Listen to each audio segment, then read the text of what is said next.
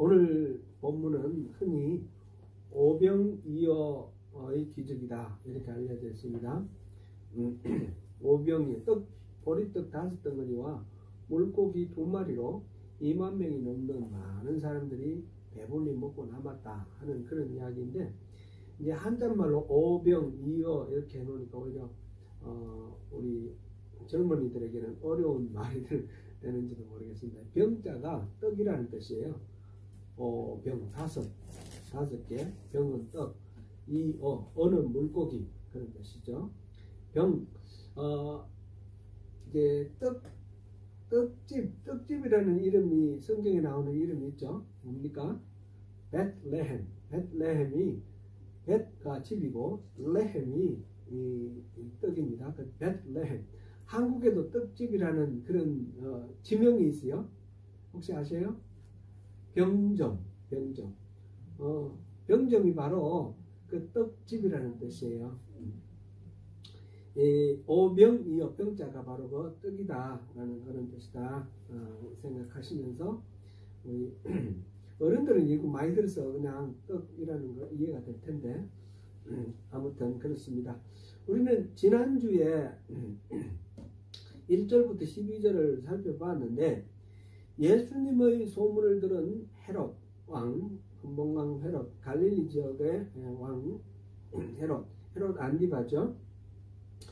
헤롯 안디바가 세례 요한에게 이제 가했던 그 핍박의 화살을 예수님께로 돌리려고 하는 그런 모습을, 조짐을 보았습니다. 이러한 핍박의 기세가 비단 분봉한 헤롯뿐만 아니라 유대의 제사장을 비롯해서 서기관들, 이런 유대의 종교적 지도자들, 정치적 지도자들 모두 사이에서 하나의 공통분모를 이루고 점점 긴장이 고조되어 가는 그런 상황입니다. 이렇듯 날로 고조되어 가는 이 박해의 위기 가운데서 예수님께서는 영육간의 궁핍한 그 사람들의 그 배고픔을 채우기 위해서 활동을 조금 더 이렇게 누구르뜨리지 않고 이렇게 수그러들지 않는 그런 모습을 우리가 봅니다. 이 오병이어 사건은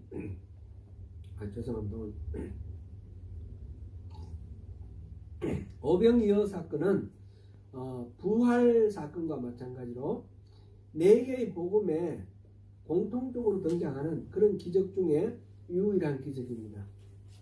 많은 기적들이 있는데 요한복음에서는 7가지 기적만 이렇게 나오죠. 근데 공관복음하고 요한복음에 같이 나오는 것은 이것입니다. 오병이어의 기적입니다. 이러한 그 배경에 대한 이해를 생각하면서 오늘 이 본문의 의미를 함께 살펴보겠습니다. 예수님은 먼저 성육신 하나님이시라는 것을 우리가 생각해야 되겠습니다. 예수님은 배를 타고 떠나셔서 빈들에 가셨다, 그렇게 지금 시작하고 있는데, 무리들이 각 마을에서 걸어서 따라갔다. 예수님께서 그 사이에 이제 기적을 베푸셨고 수많은 병자들을 고치셨고 또 설교를 하시면서 이분에 대해서 많은 사람들이 기대를 가지고 그렇게 있는 상황에서 예수님께서 이제 빈들 광야로 가시니까 그 예수님의 말씀을 듣고 또 병을 고치고 하려고 따라간 거죠. 예수님은 그렇게 따라오는 무리들을 바라보시고 너무 불쌍히 여기시고 그들 가운데 있는 병자들을 고쳐주셨습니다. 저녁이 되자 제자들이 예수님께 이 빈들에서 먹을 것도 없고 하니까 마을에 들어가서 음식 사 먹게 이 사람들을 돌려보내시지요, 이렇게 이제 요청을 합니다.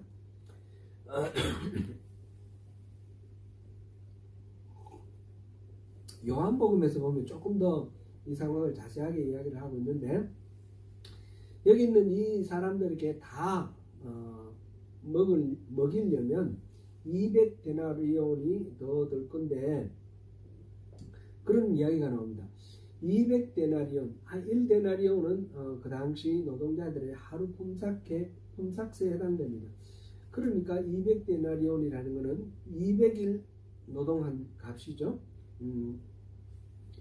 그러면 안식일날 빼고 매일 일한다 치면 한 8개월 정도 일한 그런 상황이 되죠.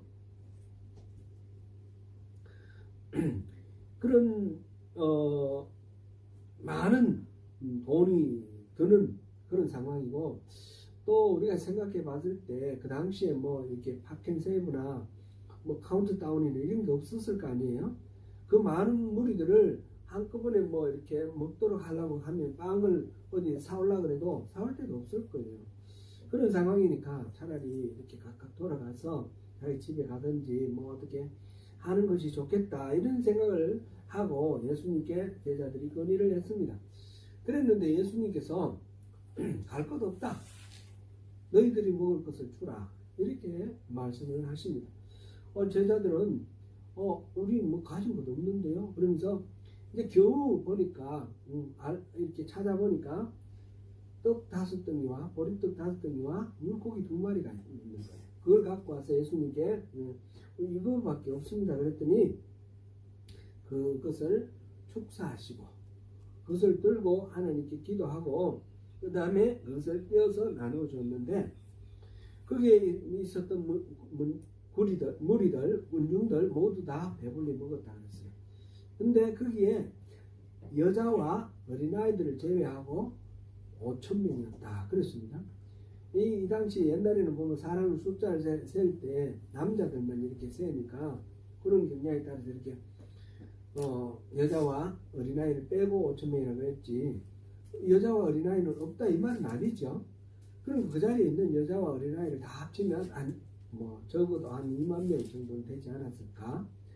근데 떡 5덩이와 물고기 2마리를 가지고 어떻게 그 많은 사람들이 먹고 남아서 거두어들인 게, 남은 조각을 거두어들인 게 12광줄이나 되었다, 그렇게 지금 기록하고 있습니다. 이 본문의 사건을 통해서 예수님은 우리에게 무엇을 말씀하고 계실까? 이 본문을 통해서 우리는 예수님의 어떤 음성을 들어야 하는가, 그것을 이제 우리가 관심을 가지고 보아야 되겠습니다. 여기서 1차적으로 우리가 생각할 것은 예수님께서는 인간의 차원을 뛰어넘는 신적 성품과 신적 능력을 가진 하나님이시다 라는 것입니다. 보리떡 5덩이와 물고기 2마리로 무려 2만 명이 먹고도 남았다는 이 일은 우리가 상식적으로 이해할 수가 없습니다. 그런 일은 있을 수가 없습니다. 그래서 신학자들 가운데도 여러 가지 여기에 대한 해석들이 있는데 그 중에 대표적인 해석 한 가지를 제가 소개해 드리겠습니다. 2만 명이나 되는 이 무리들이 광야에 빈들로 가 계신 예수님을 만나러 왔는데 그들이 맨손으로 왔겠느냐 하는 것을 먼저 이제 의심을 합니다. 당시에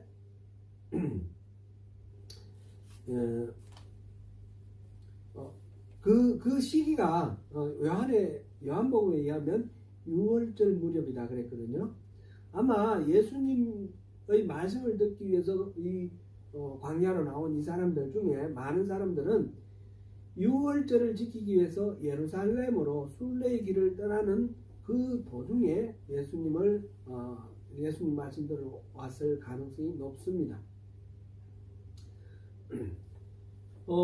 여행을 예루살렘으로 떠나는 그 여행을 갈 때 먹을 거 준비 안 하고 갔겠느냐, 그렇게 생각하는 거죠.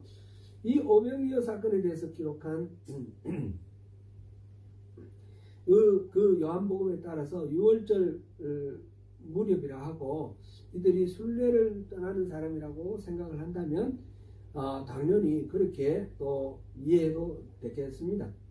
그래서 나름대로는 다 각자 먹을 걸 준비해 왔는데 이걸 어떻게 사람들이 많은데 혼자 꺼내 먹기도 그렇고 또 내놓기도 적고 하니까 저마다가 품에 감춰 놓고 뭐 이렇게 있다가 예수님께서 어린아이가 내놓은 도시락 그 떡 5덩이와 물고기 2마리를 가지고 축사를 하고 나눠주는 걸 보고 사람들이 감동을 받았어. 또 자기들의 이기심을 좀 이렇게 반성하면서 숨겨놨던 것들을 다 내놓아 가지고 그래서 많이 먹고도 배불리 먹고도 남았다 이렇게 해석을 하는 거예요. 그래서 예수님께서 변화시키신 것은 떡 5덩이와 물고기 2마리를 이렇게 풍성하게 변화시킨 것이라기보다는 사람들의 이기심을 변화시켜서 전부 넉넉한 마음으로 이렇게 바꿔서 그렇게 모두들 실컷 먹을 수 있다. 배불리 먹고 남을 정도로 그런 기적이 일어났다. 이렇게 해석을 합니다. 이러한 이야기도 들어보면 매우 합리적이고 저는 이런 해석도 나름대로 감동이 있다 이런 생각이 됩니다. 그렇지만 이 성경에 나오는 그 기록을 너무 좀 무리하게 이렇게 해석한 점이 있죠.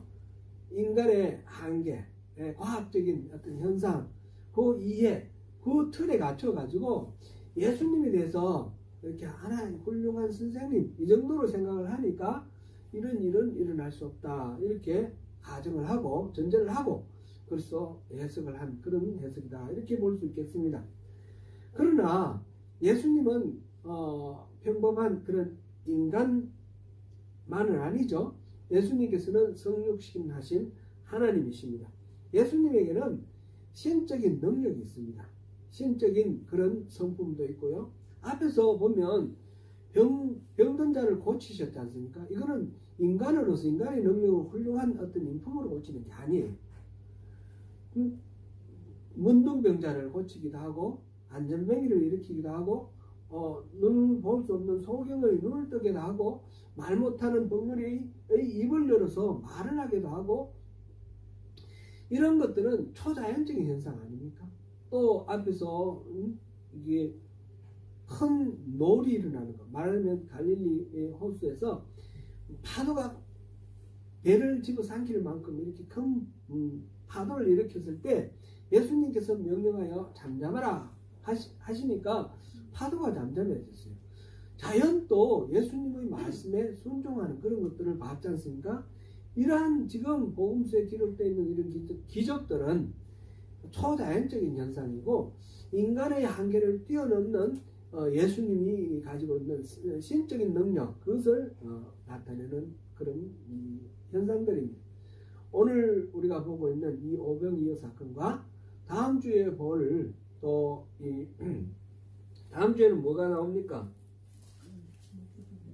물 위로 걸어가시는 장면이 나오죠. 이런 거는 초자연적인 하나님께서 예수님께서 그냥 사람 중에 인격이 뛰어나신 분, 훌륭하신 분이 아니라 성육신하신 하나님이시다. 신적 성품과 능력을 가지신 분이시다 라는 것을 나타내는 그런 사건입니다.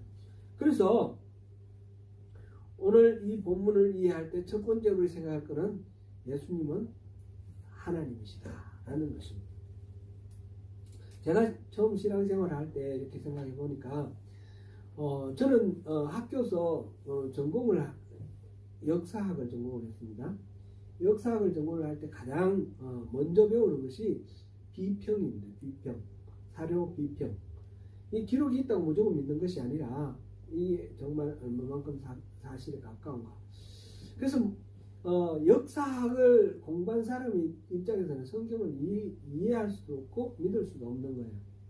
제가 처음 교회를 갔는데 교회를 가보니까 마침 그때 제 후배가 그 교회에 다니고 있는 걸 알았어요. 그 우리 과 후배인데 근데 그 친구는 굉장히 똑똑하고 굉장히 샤프하고 날카롭거든요. 나중에 졸업할 때 논문상도 받고 그랬는데 그래서 그 친구 만나서 반가워서 찾아가서 그 집에 가서 이제 얘기를 나눴습니다. 그러면서 이게 믿으시나? 그랬더니 믿어집니다. 이게 어떻게 이 사람 비평을 해야지 막 이러면서 이제 이거는 그 당시에 사람들이 생각이 이렇고 막 이렇게 이제 한참 논쟁을 했습니다. 그랬는데 이 친구가 저한테 그렇게 하는 거예요. 지금 사실은 1년 후배인데, 형은 어떤 신을 믿기를 원해요? 형은 합리적이고 논리적이고 과학적으로 이해가 되는 그런 그런 사람 훌륭한 신으로 믿기를 원해요. 그건 신 아니에요. 신은 우리의 상상을 초월하는 존재예요. 우리가 합리적으로 이해할 수 없는 그런 존재예요. 내가 믿는 하나님은 슈퍼 내추럴 그런 존재예요. 형 하나님을 믿으시길 바래요. 훌륭한 선생 사람을 믿으려고 하지 말고요. 그런데 그 이야기를 딱 듣는 순간 띵 하더라고요. 그렇지. 내가 지금 신을 믿기 위해서 교회를 왔는데 신을 나의 생각의 틀에 맞춰가지고 재단을 하고 있구나. 내가 이해해야만 신이라 그러면 그 신이 아니겠지. 그런 생각이 드는 거예요. 그래서 그 후배 친구의 그 가르침에 제가 감동을 받아서 신에 대한 인식이 달라진 거예요. 눈이 떠졌다 그럴까요? 그러고 이제 생각해보고 성경을 읽었는데 그 이전에는 하나도 안 믿어졌는데 하나님 신이라면 얼마든지 이거 가능한 거 아니냐. 사람은 불가능하지만 신은 가능한 거 아니냐. 그런 이해가 되었습니다. 이 오병이어 사건도 마찬가지였어요. 합리적으로 생각하면 안 되는 거예요. 그러면 제가 앞서 말씀드린 대로 사람들이 이기심이 변화가 되어가지고 자기들이 감춰놨던 것도 다 내놓았다. 그것도 참 감동적이고 은혜가 되는 이야기지만 그러나 성경에서 말하는 것은 그건 아니에요. 하나님은 그런 예수님은 그런 훌륭한 인간의 차원을 뛰어넘는 성육신하신 하나님이시다. 그것을 우리가 먼저 믿어야 되겠습니다. 두 번째로 우리가 생각할 것은 예수님은 메시아시다라는 겁니다. 이 사건 속에서 근본적으로 예수님의 긍휼하심을 볼 수 있습니다. 이 사건에 관한 마가의 기록 가운데 보면 이런 대목이 있습니다. 마가복음 6장 34절입니다. 같이 읽어봅니다. 예수께서 나오사 큰 물을 보시고 그 목자 없는 양 같음으로 인하여 불쌍히 여기사 이에 여러가지고 가르치시더라. 예수님께서 빈들에 왜 가셨을까요? 자신이 혼자만 고요한 시간을 갖기 위해서 가셨어요. 그런데 무리들이 왔어요. 말하자면 귀찮게 하는 거예요. 그런데 그들을 바라볼 때 예수님은 자기가 빈들에 갔을 때 그 생각을 내려놓고 이 군중들을 바라보는 거예요. 군중들을 보니까 마치 목자 없는 양같이 너무너무 불쌍해 보이는 거예요. 이 군중들은 실질적으로 이렇게 사회적인 소외와 억압을 받던 약자들이기도 하고, 그래서 물질적으로 불쌍한 사람들이기도 하고, 그뿐만 아니라 그렇게 소외당하고 또 율법학자나 이런 바리새인들이나 이런 사람들로부터 율법을 제대로 지키지 않는다고 손가락질을 당하고 무시당하고 핍박당하던 그런 영적으로 공고함도 있는 사람들이에요. 이런 사람들이 예수님이 하시는 말씀이 너무 감동이 되어서 몰려왔습니다. 그래서 그들을 바라보고 너무 불쌍히 여기시는 그런 상황입니다. 이들에 대해서 예수님께서 느끼시는 것, 따뜻한 마음이 느껴지지 않으십니까? 그들에게는 하나님의 도우심이 필요합니다. 그래서 불쌍히 여기셨다 그랬는데, 이 말, 불쌍히 여겼다는 말은 헬란말로, 이 성경에 기록된 헬란말로는 스플랑크니좀마이라는 그런 단어인데, 이 단어는 제가 몇 번 소개를 해드렸을 겁니다. 이 단어는 오늘 본문 14절에도 사용되고 있는데, 불쌍히 여겼다 그랬는데, 이 내장이 흔들린다 그런 뜻입니다. 원래 내장, 장이 흔들린다. 장. 이 당시 유대인들이 생각할 때 사람들의 마음이 장 안에 있다라고 생각했어요. 그리고 마음이 고요히 있어야 되는 이 장이 막 흔들리면 어떻게 됩니까? 마음이 막 뒤엎어지고 복잡해지고 시끄러워지는 거죠. 평정을 잃어버리는 그런 상태가 되는 거죠. 그리고 예수님께서 그들을 바라보고 무리를 바라보고 막 창자가 흔들리는 거예요. 그러니까 마음이 막 엎치락뒤치락하면서 고통스러운 그런 마음이 막 되는 거죠. 이게 이제 스플랑크니 쪼마이라는 그런 단어인데 그거를 우리 한글 번역에 보면 불쌍히 여기다, 민망히 여기다 이렇게 되어 있습니다. 마태복음 9장 36절에도 이 말이 똑같은 내용이 나와 있었는데 한번 읽어보겠습니다. 무리를 보시고 불쌍히 여기시니 이는 그들이 목자 없는 양과 같이 고생하며 기진합니다. 영어 번역으로 뭐라 했습니까?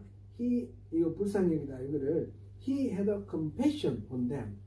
compassion이라는 말이 있죠. compassion. com은 같다, 함께라는 뜻이에요. passion은 뭐예요? passion은 열정 이런 뜻도 되지만 여기서의 의미는 passion은 고통이라는 뜻이에요. passion of Christ 이거는 그리스도의 열정이라는 뜻이 아니라 그리스도의 고통이에요. 십자가를 지신 그 고통. 그래서 compassion 그 고통을 같이 한다 이런 뜻입니다. 그래서 무리들의 그 외롭고 지치고 고나고 이렇게 핍박받아서 고통스러운 그 마음을 예수님께서 같이 공감하는, 그래서 컴패션이란 공감으로도 이 번역을 하죠. 공감하면서 마음이 막 흔들리는 그런 상황. 이게 이제 불쌍히 여겼다 이렇게 기록하고 있습니다. 그리고 예수님은 이 육체적으로 곪고 있는, 굶주리고 있는 이들에 대해서도 불쌍히 여기지만 그들의 그 여러 가지 상황 속에서 느끼는 영적인 갈급함, 영적 고통, 이 피폐함, 이것들에 대해서도 지금 불쌍히 여기시는 것을 그런 마음을 갖고 계십니다. 예수님이 오병이어의 기적을 베푸실 때 백성들은 환호를 했습니다. 그들은 연상하는 사건이 있었습니다. 이거는 예수님이 그 오병이어 사건을 일으켰을 때 이분은 모세와 같은 분이다. 모세가 시내산에 가서 하나님의 약속을 듣고 와서 그 다음에 일어난 현상이 뭡니까? 만나가 내려가지고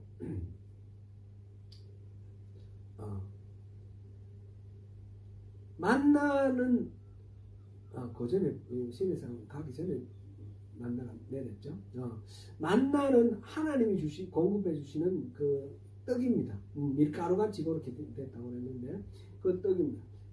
그 말하자면 음식, 생명을 유지하게 해줄 수 있는 그런 음식인데, 모세가 출애굽한 이스라엘 백성들을 이끌 때 그 광야에서 보내는 40년 동안 하루도 빠짐없이 안식일날은 안식일날 전날 2배를 이렇게 주시면서 하루도 빠짐없이 먹을 것을 공급해 주셨던 그 사건이 기억이 나는 거예요.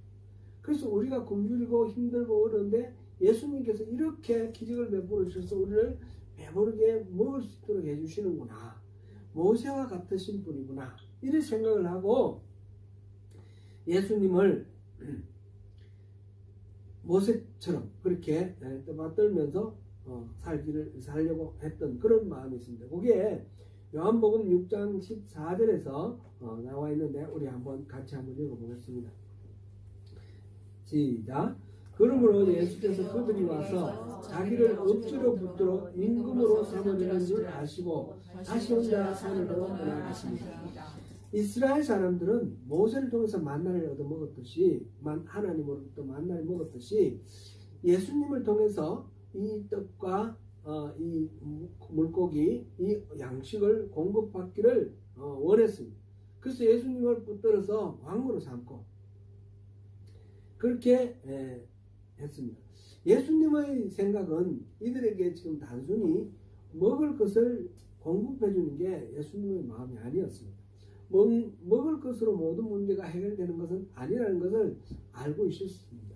예수님이 처음 공생을 시작하실 때 그 광야에서 시험 받을 때 이 마귀가 돌덩이를 떡으로 만들라 그런 시험이 있었지 않습니까? 이 돌덩이로 떡을 만드는 그것이 이 사람들의 근본적인 문제를 해결하는 것이 아니라는 걸 알고 계셨기 때문에 지금 오병이의 사건을 통해서 예수님께서 하시고자 하시는 것은 단순히 음식을 제공하는 그런 목적이 아니었다는 것입니다. 사람들은 그걸 이해하지 못하고 예수님을 붙들어 왕으로 삼고 자기들의 육신의 그 배고픔 그거를 채우는 육신의 만족을 구하는 통로로 예수님을 활용하려고 하는 것입니다. 요한복음에서는 예수님의 이 표적을 생명의 떡이다 이렇게 표현을 하고 있습니다. 말하자면 예수님께서는 단순히 빵과 물고기로 육신의 배고픔을 채우는 그런 떡이 아니라 생명의 떡으로 생명의 근원을 공급해 주심으로써 그렇게 살아갈 수 있는 영원한 생명을 살 수 있도록 해주시는 그런 생명의 떡으로 우리에게 오셨다라는 것입니다. 그래서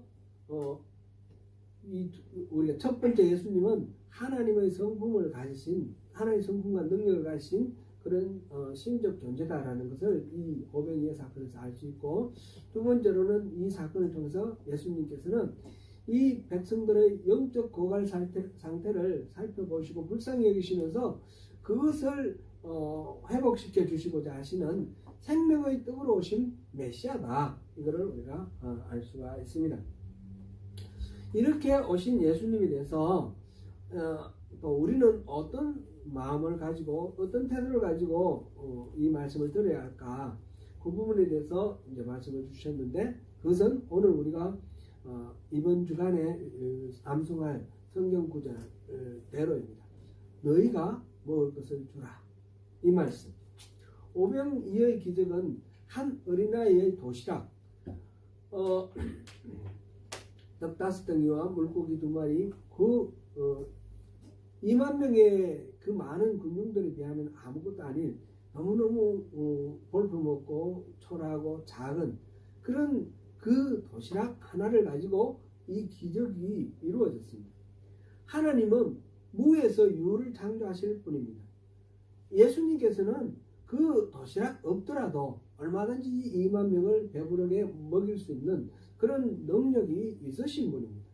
그런데 예수님께서는 다른 사례들에서도 우리가 쭉 보면 무에서 유를 창조하시는 것보다 작은 헌신을 바탕으로 해서 기적을 일으키시는 그런 경우를 우리가 많이 봅니다. 무리들이 먹을 것을 알고 먹을 것이 없음을 알고 돌려보내고자 했을 때 예수님이 하신 말씀, 우리 다시 한번 읽어보겠습니다. 오늘 본문 16절입니다. 시작.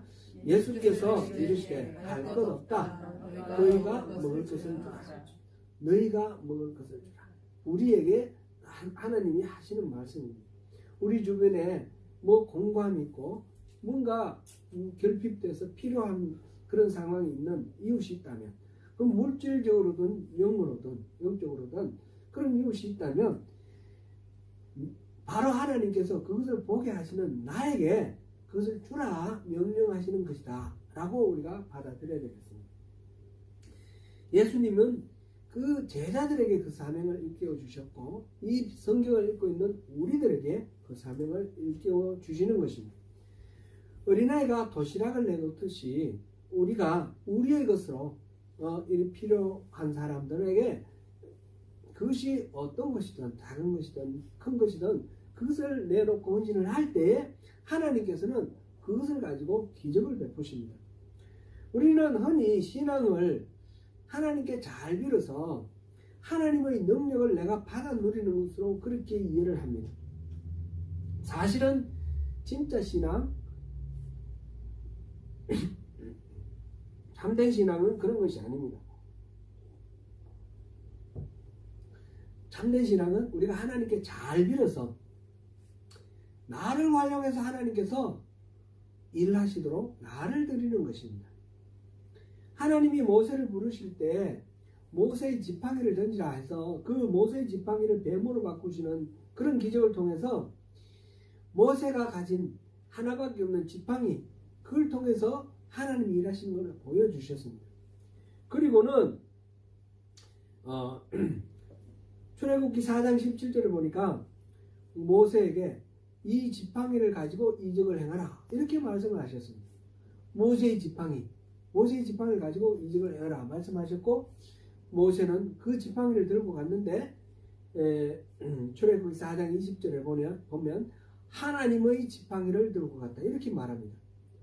모세 자신의 지팡이인데 이걸 하나님 말씀하시는 대로 내놓았더니 이 지팡이가 하나님의 지팡이가 되었습니다. 홍해 앞에 갔을 때 그 지팡이를 들고 팔을 내밀었을 때 홍해가 갈라졌습니다.